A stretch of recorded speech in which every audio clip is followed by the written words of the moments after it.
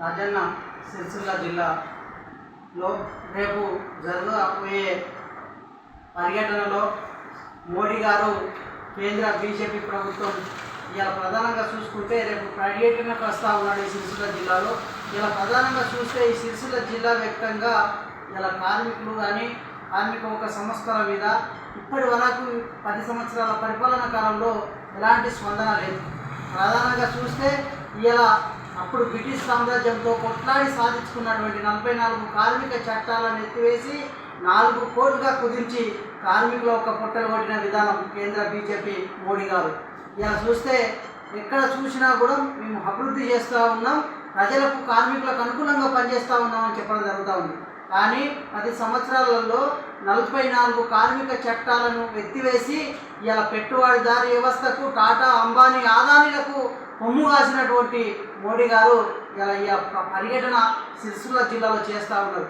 కానీ ఇలా ఈ ప్రాంత ప్రజల కార్మికులకు ఇక్కడ చూస్తే బీహార్, యూపీ కూలీలు వచ్చి కూడా అమాలి కూలీలకు ఇలా అతి తక్కువ కూలీలో పనిచేసేట్ల స్థానికంగా ఉన్న కార్మికులకు పని లేదని కూడా గతంలో ఎన్నో దరఖాస్తులు పెట్టినాం.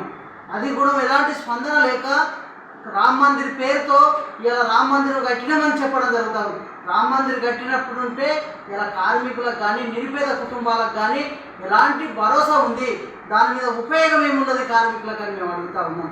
ఇలా మందిరాల పేరుతో ఇలా ఓట్లు దండుకుంటాని కోసం ఇలా మీరు ఒక జాతరలో వెళ్ళడం జరిగింది. ప్రధానంగా మేము అడుగుతూ ఉన్నాం, ఈ ప్రాంతంలో కార్మికులు ఎన్నో ఇబ్బందులు పడుతూ ఉన్నారు.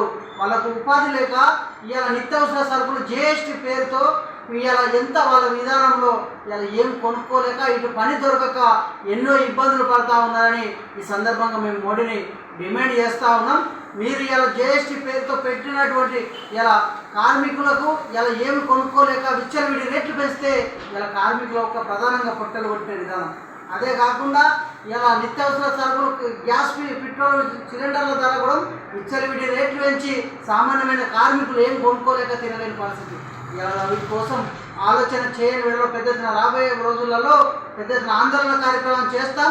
ఈ ఎలక్షన్లలో కూడా కార్మికులు తగిన గుణపాఠం కూడా చెప్తారని మోడీ గారికి ఈ సందర్భంగా ఏఐటీసీ జిల్లా సెక్రటరీగా తెలియజేస్తా ఉంది.